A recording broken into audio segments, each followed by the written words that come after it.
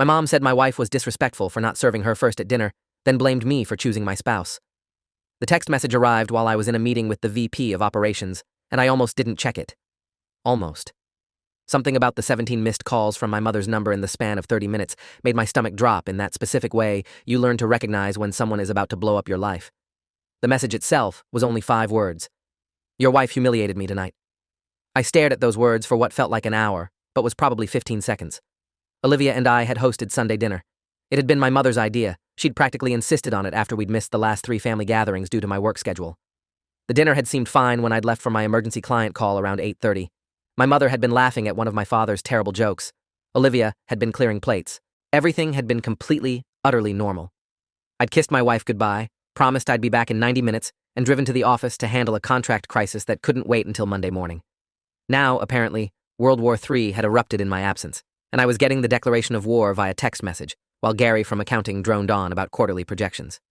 I'd been married to Olivia for 3 years, together for 5, and in all that time, I'd never once seen her be anything less than gracious to my family.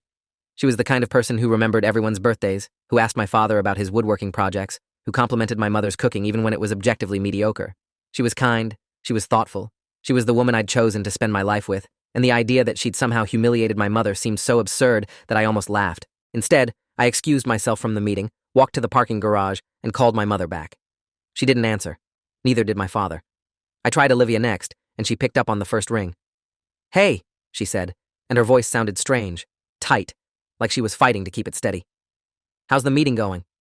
"What happened after I left?" I asked, skipping the pleasantries entirely. "Mom just sent me a message saying you humiliated her." The silence on the other end of the line stretched so long, I thought the call had dropped.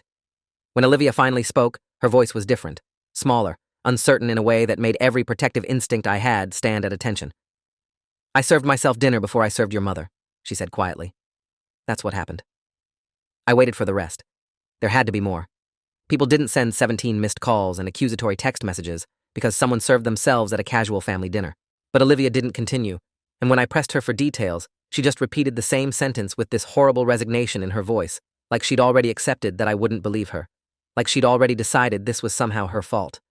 That's when I knew something was very, very wrong, because my wife didn't do resignation. She did competence and confidence and quiet strength. She didn't do small and scared. I told Gary I had a family emergency and drove home doing 80 in a 65 zone, running through every possible scenario in my head. Maybe there had been an argument I'd missed before I left. Maybe my mother had made some comment, and Olivia had finally snapped after years of biting her tongue. Maybe I'd been blind to tension that had been building for months. But when I walked through our front door and found Olivia sitting at the kitchen table with her hands wrapped around a mug of cold tea, staring at nothing, I knew it wasn't any of those things. This was something else entirely. "Start from the beginning," I said, pulling out the chair next to her. "Tell me exactly what happened." What she told me seemed insane. After I'd left for my meeting, everyone had moved to the living room for coffee and dessert. Olivia had brought out the apple pie my mother had brought, homemade she'd mentioned about 6 times during dinner, and started cutting slices. My mother had asked for a piece. Olivia had said, "Of course," and cut a slice. But instead of handing it to my mother first, she'd plated a piece for herself. Just picked up a plate, put a slice on it, added a dollop of vanilla ice cream, and set it at her own spot at the table. Then she'd prepared my mother's slice. The whole transaction had taken maybe 45 seconds. My mother had gone ballistic. "She told me I was disrespectful," Olivia said, still staring at that mug of cold tea. "She said in her culture, in her generation, women serve the elders first, that it's basic courtesy, that she'd raised you better than to marry someone who had such poor manners." Olivia's voice cracked slightly on the last word. "Your father tried to calm her down, but she just got louder. She said I was trying to establish dominance in my own home, that I was purposefully disrespecting her, that this was exactly why she'd had reservations about me from the beginning." I felt something cold settle in my chest. "What reservations?" "Apparently I'm too independent, too career-focused, too American." Olivia finally looked at me, and her eyes were red but dry. She'd already done her crying, I realized. She'd sat here alone for however long and cried by herself while I was talking about quarterly projections. "She said you'd chosen wrong, that a good wife would know her place, that she'd tried to teach you proper values, but I'd corrupted you with my feminist nonsense.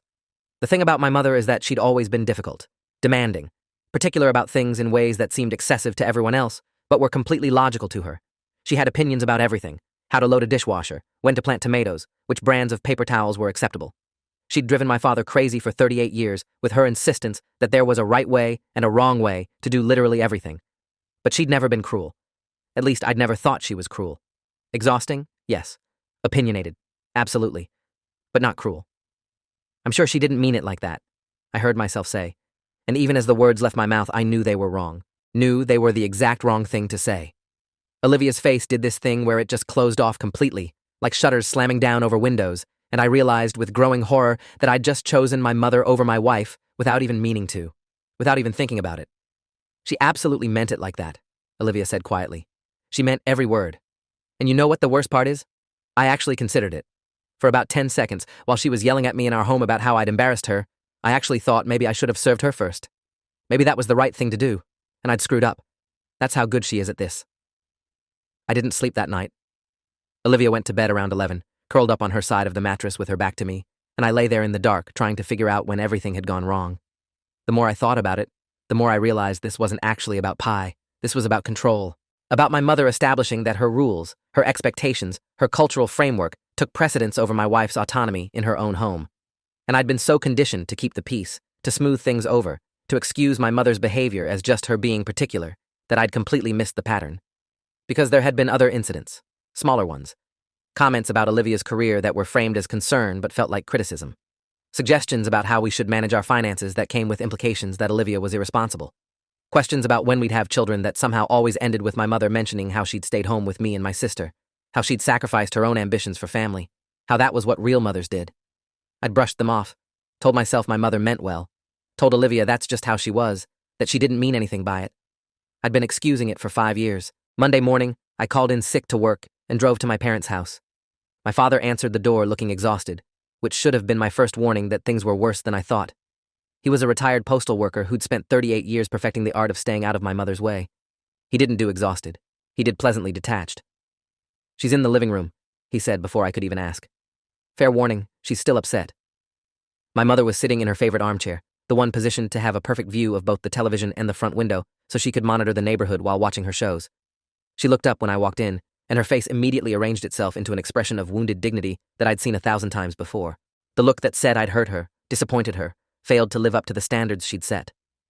"I assume your wife sent you," she said, not bothering with a greeting, "to make me apologize for speaking the truth." "Olivia didn't send me," I said, sitting down on the couch across from her. "I'm here because you texted me that she humiliated you, and I need to understand what actually happened." What followed was a 40-minute monologue about respect, tradition, family values, and the decline of modern society. According to my mother, Olivia's crime wasn't just serving herself first. It was symptomatic of a larger problem. Young women today didn't understand their role in the family structure. They'd been corrupted by feminism and career ambition and the idea that they could just do whatever they wanted without consequences. They didn't understand sacrifice.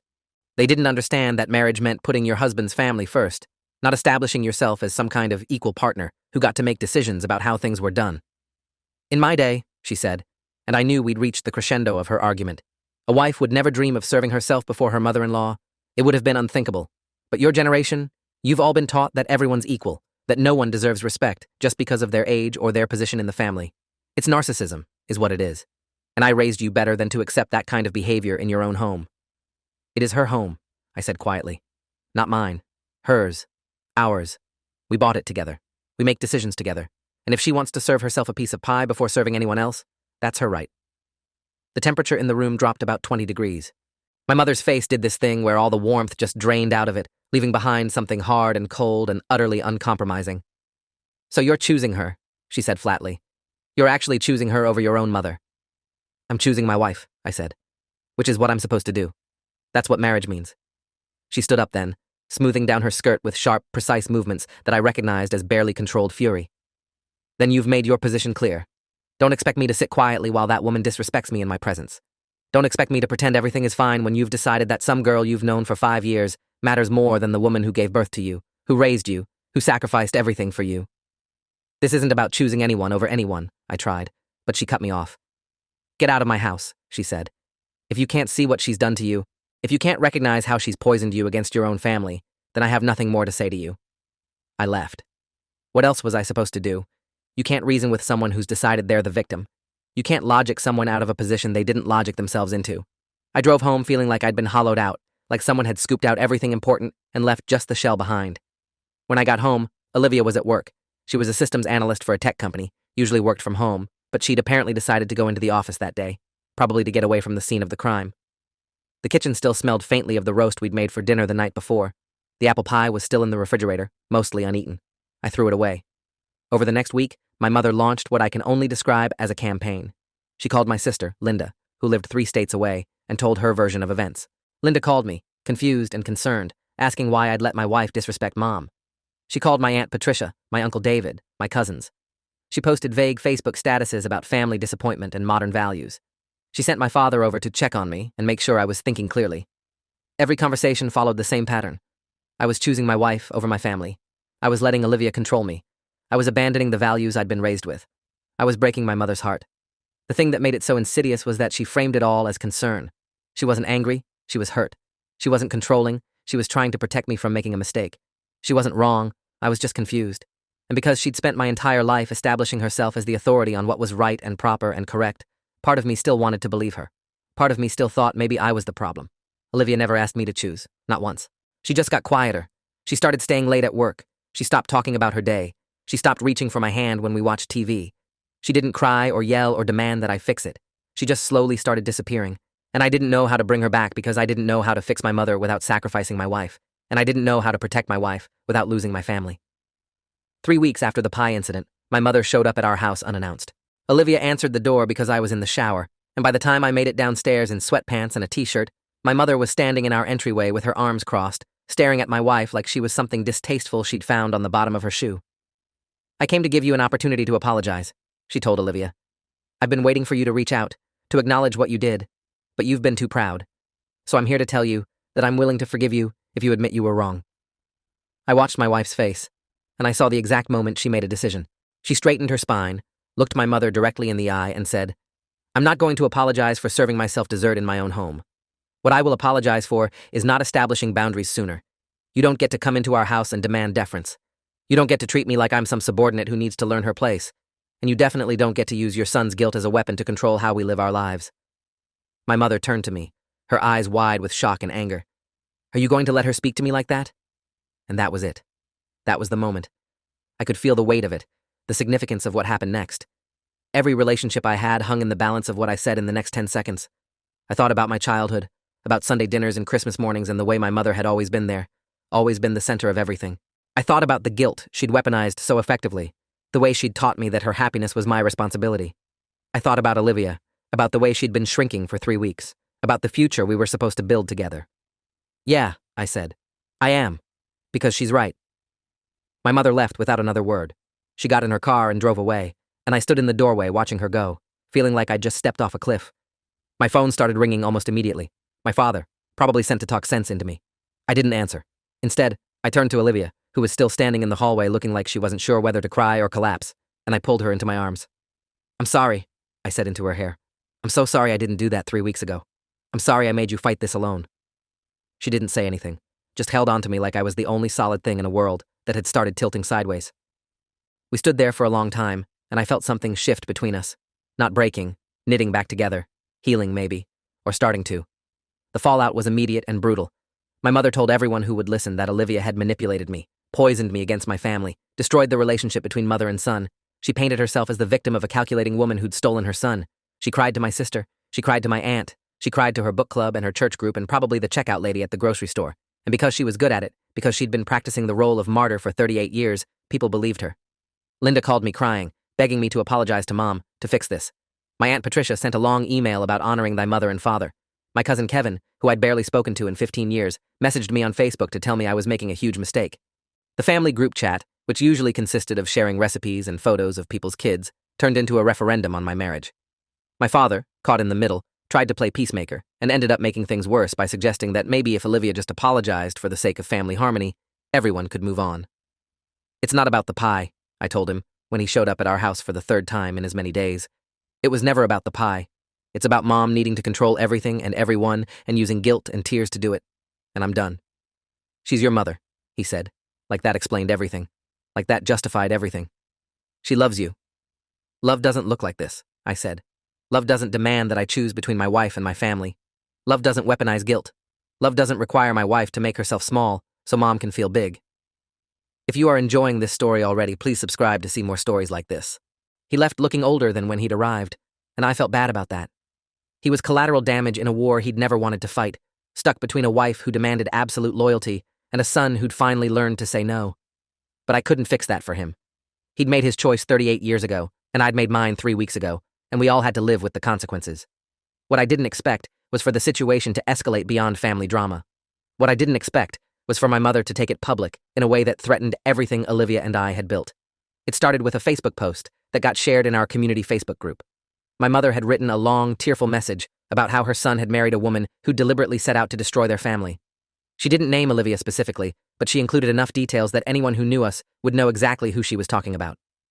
She described the dinner party, the humiliation she'd suffered, the way her son had chosen his wife's feelings over his mother's dignity. The post got hundreds of reactions, mostly sympathy for my mother, mostly agreement that young people today had no respect for their elders, mostly righteous anger at this unnamed daughter-in-law who'd had the audacity to serve herself dessert first. But then, something interesting happened. Other women started commenting. Women who'd been on the receiving end of my mother's particular brand of emotional manipulation. Women who'd witnessed her reduce cashiers to tears over expired coupons. Women who'd seen her berate waitresses for bringing the wrong order. Women who'd been in book club with her, in church groups with her, in PTA meetings with her, and who'd quietly endured her need to be the center of attention, the arbiter of what was right and proper and correct. One woman, Natalie Simmons, wrote a comment that got almost as many likes as the original post. I've known Margaret for 15 years, and this is exactly the kind of behavior I'd expect from her. She once made my daughter cry at a birthday party because she didn't say thank you fast enough for a gift. She once told me I was raising my son to be weak because I let him cry when he fell off the monkey bars. She's been controlling and judgmental for as long as I've known her, and I'm not surprised her daughter-in-law finally set a boundary. The comment section exploded. Half the neighborhood apparently had stories about my mother. The time she'd called the HOA on someone for putting their trash cans out 6 hours early. The time she'd gotten a substitute teacher fired for letting kids have snack before completing their morning work. The time she'd started a petition to ban a local food truck because she didn't like the smell. Story after story of someone who'd used rules and propriety and tradition as weapons to control everyone around her. Olivia showed me the post when she got home from work, and I felt sick. Not because the stories weren't true, they were, I recognized most of them, but because I'd never seen the pattern before. I'd been too close to it. I'd grown up thinking this was normal, that everyone's mother was like this, that this was just how families worked. Seeing it laid out in black and white, seeing dozens of people describe the same controlling, manipulative behavior I'd been excusing my entire life, was like having someone turn the lights on in a dark room. Suddenly I could see all the furniture I'd been tripping over for 32 years. My mother responded to the comments with increasing hysteria. She called people liars. She threatened legal action. She claimed she was being bullied and persecuted. She posted screenshots of private messages from people who'd been cruel to her, which only made things worse because the messages were mostly just people politely declining her invitations or setting gentle boundaries. The more she tried to defend herself, the worse she looked. By the end of the week, she'd deleted her Facebook account entirely, but the damage was done. The community knew. Our extended family knew. Everyone knew that this wasn't about a daughter-in-law being disrespectful. This was about a mother-in-law losing control and lashing out. My phone kept ringing with calls from relatives I hadn't spoken to in years, all wanting to know my side of the story, all suddenly remembering their own experiences with my mother's particular brand of emotional terrorism. My sister Linda called on a Friday night, and for the first time, she didn't immediately jump to Mom's defense. I've been thinking about some things, she said carefully, about the way Mom used to treat my friends when I was in high school, about how she made me break up with my first boyfriend because she decided he wasn't good enough, about how she cried for a week when I chose to go to college out of state instead of staying local. I always thought that was just because she loved me so much, but now I'm wondering if it was something else. Control, I said quietly. It was always about control. Yeah, Linda said, and she sounded tired. I think you're right. We talked for 2 hours, comparing notes, recognizing patterns we'd both missed. Linda told me about the way Mom had inserted herself into her wedding planning, had made decisions without asking, had cried when Linda pushed back. She told me about the fight they'd had when Linda had announced she was taking a job promotion that would require relocating. She told me about 1,000 small moments of manipulation disguised as love, and I recognized every single one because I'd lived through the same thing. What are we supposed to do? Linda asked. She's our mother. I don't know, I admitted. But I know I can't keep setting myself on fire to keep her warm. I know I can't ask Olivia to shrink herself to make Mom comfortable. I know I can't keep pretending this is normal. Dad called me yesterday, Linda said. He's not doing well. He said Mom's been crying nonstop, that she won't eat, that she's devastated. He wanted me to talk to you about apologizing. For what? I asked. For standing up for my wife? For refusing to enforce Mom's control? For finally seeing what everyone else has apparently seen for years? I know, Linda said. I told him the same thing. But he's stuck, you know? He's been managing her emotions for almost 40 years. He doesn't know how to stop. After we hung up, I sat with Olivia on the couch and told her everything about the Facebook post and the comments and my sister's call and the creeping realization that I'd been raised in a system where my mother's feelings were more important than anyone else's boundaries. Olivia listened without interrupting, and when I finished, she was quiet for a long moment.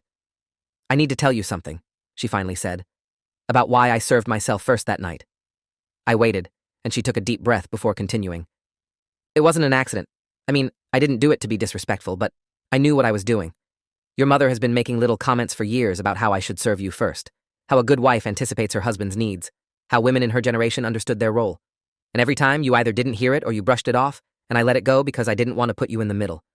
But that night, when she asked for pie, I just thought, no, I'm not going to reinforce this idea that I exist to serve everyone else before I take care of myself. So I served myself first, not to humiliate her, just to establish that I'm a person with my own needs, not a servant in my own home." "Why didn't you tell me this before?" I asked. "Because I thought maybe I was being too sensitive. I thought maybe you'd tell me I was reading too much into it, that she was just from a different generation, that I should let it go, and I couldn't handle hearing that again." The again hit me like a punch to the gut. How many times had I done that? How many times had I minimized Olivia's feelings to avoid dealing with my mother's behavior? How many times had I chosen the path of least resistance instead of protecting my wife? "I'm sorry," I said. "I should have been paying attention. I should have listened when you tried to tell me." "You're listening now," she said simply. "That's what matters." But it wasn't enough. Because while Olivia and I were healing, my mother was falling apart. According to my father's increasingly frantic calls, she'd stopped leaving the house. She'd stopped answering the phone when her friends called. She'd stopped going to church, to book club, to her volunteer work at the library. She was convinced that everyone was talking about her, laughing at her, judging her. And the worst part was, she was probably right. The Facebook incident had destroyed her carefully cultivated image as the perfect mother, the pillar of the community, the woman who always knew best. "She needs help," my father said during one particularly desperate call. "Professional help. But she won't go. She says there's nothing wrong with her, that everyone else is the problem. Please, just talk to her. Just try to fix this." "I can't fix this, Dad," I said. "This isn't something I broke. This is something she's been building for decades, and it finally collapsed under its own weight. The only person who can fix this is her, and only if she's willing to admit there's a problem." "She's your mother," he said again, and I heard the defeat in his voice. He knew I was right. He just didn't know what to do with that knowledge. 3 months after the pie incident, my mother agreed to see a therapist. Not because she thought she needed one, but because my father had finally put his foot down and told her that if she didn't get help, he was leaving. It was the first time in 38 years that he'd drawn a line in the sand, and it shocked her into compliance. The therapist she chose was Dr. Rebecca Winters, a clinical psychologist who specialized in family systems and personality disorders. She'd been practicing for 23 years and had a reputation for being both compassionate and brutally honest. Dr. Winters called me after my mother's 4th session. She asked if I'd be willing to come in for a family therapy session, and I agreed, though I made it clear that Olivia would be coming with me. When we arrived at her office on a Wednesday afternoon, my mother was already there with my father, sitting stiffly in one of the chairs with her hands folded in her lap. She looked smaller than I remembered, more fragile. When she saw Olivia, something flickered across her face. Anger, maybe, or pain, but she didn't say anything. Dr. Winters was a woman in her late 50s with kind eyes and an air of calm authority that reminded me of a really good high school principal. She started by explaining the ground rules. Everyone gets to speak without interruption. We focus on behaviors rather than character. We aim for understanding rather than blame. Then she turned to my mother and asked her to describe what had happened that night. My mother's version was predictable. She'd been disrespected. She'd been humiliated. She'd tried to teach her daughter-in-law proper manners, and instead of being grateful, Olivia had turned her son against her. She'd lost everything because of one thoughtless act, and now everyone thought she was a terrible person when all she'd ever tried to do was uphold standards and maintain family harmony. When she finished, Dr. Winters nodded thoughtfully. "And what was it that Olivia did that was so disrespectful?" "She served herself before serving me," my mother said. "In my culture, in my generation." "In this culture," Dr. Winters interrupted gently, "adults generally serve themselves at casual family dinners. Can you help me understand why you expected different treatment?" My mother faltered. "Well, I'm her elder. I'm her mother-in-law. It's common courtesy." "Is it courtesy?" Dr. Winters asked. "Or is it deference? Because those are different things." The therapy session lasted 90 minutes and felt like surgery without anesthesia. Dr. Winters systematically dismantled every justification my mother offered, every excuse, every deflection. She asked questions that had no good answers. She pointed out contradictions and double standards. She made my mother look at the impact of her behavior instead of just her intentions. And when my mother tried to make herself the victim, Dr. Winters wouldn't let her. She was kind but relentless, and by the end of the session, My mother was crying in a way I'd never seen before. Not the performative tears she used to manipulate, but real, ugly, broken crying that came from somewhere deep and painful. "I just wanted to matter," she finally said through the tears. "I spent my whole life taking care of everyone else, putting my family first, doing everything I was supposed to do. And when I got older, when my children grew up and didn't need me anymore, I thought at least I'd earned their respect. At least I'd earned some deference for all those years of sacrifice. But instead, I'm the bad guy. I'm the controlling mother-in-law. I'm the person everyone makes fun of on Facebook." "You did matter," I said quietly. "You still matter. But you can't demand respect. You can't force people to defer to you. You can't control how other people live their lives just because you're afraid of becoming irrelevant." "Is that what you think I am?" she asked, looking at me with red, swollen eyes. "Irrelevant?" "I think you're terrified," I said. "I think you've spent so long being the center of everything, being the one everyone deferred to, that you don't know who you are if you're not in control. And I think when Olivia served herself first, it wasn't actually about the pie. It was about the fact that she wasn't asking for your permission to exist. She wasn't deferring to you. She was just being a person in her own home, and that scared you because it meant you didn't have the power you thought you had." My mother didn't respond, and the silence stretched out between us like a chasm. "Finally, Doctor," Winters spoke. "Margaret, I'd like to continue working with you on this. I think there's a lot to unpack about identity and control and fear of aging. But I need you to understand something. Your relationships with your children and their spouses will only work if you're willing to see them as autonomous adults, not as extensions of yourself. You can be important in their lives without being in control of their lives, but that requires you to do some hard work on yourself." After that session, things changed slowly. My mother started seeing Dr. Winters twice a week. She started reading books about boundaries and emotional health. She started, for the first time in her life, examining her own behavior instead of just defending it. It wasn't a magical transformation. She still had bad days. She still slipped into old patterns. But she was trying, and that mattered. 4 months after the therapy session, she called me. Not my father, not Linda, but me. "I'd like to take you and Olivia to dinner," she said. "If you're willing. I have some things I need to say." We met at a restaurant neither of us had been to before. Neutral territory, free from history. My mother was already there when we arrived, sitting at a table by the window, looking nervous in a way I'd never seen her look before. When we sat down, she didn't wait for small talk. "I need to apologize," she said, looking at Olivia. "Not because my therapist told me to, though she did. Not because I want you to forgive me, though I hope someday you will. But because I was wrong. I treated you like you were trying to take my son away from me when really, I was pushing him away all by myself. I made you the enemy when you were just trying to live your life. I convinced myself that my pain justified my behavior, that being hurt gave me permission to lash out. And I'm sorry. I'm sorry for the Facebook post and the family drama and every passive-aggressive comment I've made over the years. I'm sorry for making you feel small in your own home. I'm sorry for trying to make my son choose between us." Olivia was quiet for a moment, and I could see her processing, deciding how much grace to offer. "Thank you for saying that," she finally said. "I appreciate the apology, but I need you to understand that this isn't something that gets fixed with one conversation. You spent years building a pattern of behavior, and it's going to take time to build something new." "I know," my mother said. "Dr. Winters has been very clear about that. She's also been very clear about the fact that I have a lot of work to do on myself before I can have healthy relationships with any of you. I'm not asking for everything to go back to normal. I'm just asking for a chance to do better." We had dinner that night, and it was awkward and strange and nothing like the family dinners we used to have. But it was honest. There was no performance, no manipulation, no unspoken expectations. Just 3 adults trying to figure out how to be in the same room together without destroying each other. It wasn't comfortable, but it was real. Over the next year, my mother continued therapy. She apologized to my father for 40 years of emotional manipulation. She apologized to Linda for the ways she'd controlled her life. She even apologized to some of the women who'd commented on that Facebook post, acknowledging that their experiences with her had been valid. She joined a support group for people dealing with control issues. She started volunteering at a women's shelter, helping other women learn to establish boundaries. She's not perfect. She still struggles with the need to be right, with the fear of being insignificant. She still has moments where she slips into old patterns and has to consciously pull herself back. But she's trying. She's doing the work. And slowly, carefully, we're building something new. Not the relationship we used to have, where her feelings were paramount and everyone else had to manage them. But something healthier. Something based on mutual respect instead of obligation. Olivia and I host Sunday dinners again, but they're different now. My mother asks if she can bring something instead of insisting on it. She compliments Olivia's cooking without comparing it to her own. She asks about our lives instead of giving unsolicited advice. And when Olivia serves herself first, which she does deliberately every single time, my mother doesn't say a word. Because she's learned that it was never about the pie. It was never about respect or tradition or cultural values. It was about control and fear and the desperate need to matter in a world that kept changing without her permission. Last month, my mother did something that would have been unthinkable 2 years ago. She pulled me aside after dinner and said, "I'm proud of you, for standing up to me, for choosing your wife, for forcing me to get help. I know it was hard, and I know I made it harder, but you did the right thing. Olivia is lucky to have you, and I'm lucky to have a son who knows the difference between love and control." I think about that night a lot. The night my mother said my wife was disrespectful for not serving her first. The night that seemed so absurd, so small, so completely out of proportion to the chaos it caused. But it wasn't small. It was everything.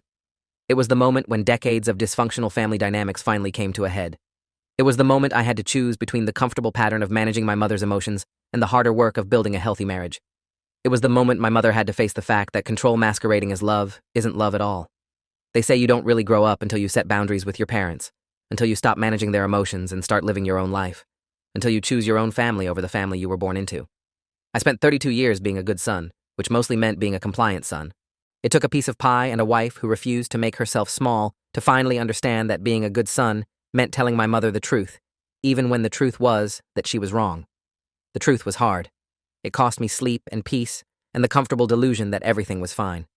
It cost my mother her self-image and her social standing and the control she'd wielded for decades. But it also gave us something we never had before: the possibility of real relationship. Not the performance of family, but actual connection built on honesty and boundaries and mutual respect. Olivia still serves herself first at every family dinner. My mother still notices. But now, instead of seeing it as disrespect, she sees it as a reminder that love doesn't require deference, that family doesn't mean control, that sometimes the most loving thing you can do is let people live their own lives, make their own choices, serve themselves their own damn pie. If you made it this far, I hope you understand that this story isn't really about pie or dinner parties or family drama. It's about the hard work of breaking generational patterns. It's about choosing growth over comfort. It's about understanding that sometimes the people who hurt us most are the people who love us, and that love without boundaries is just control wearing a disguise. My mother and I will probably never have a perfect relationship. The damage runs too deep. The patterns are too ingrained. But we have something better than perfect. We have honest. We have real. We have the kind of relationship that only becomes possible when you stop pretending everything is fine and start doing the hard work of making it better. And it all started with a piece of pie. If you enjoyed this, you'll definitely want to see the next ones too. So subscribe now and let me know your take in the comments.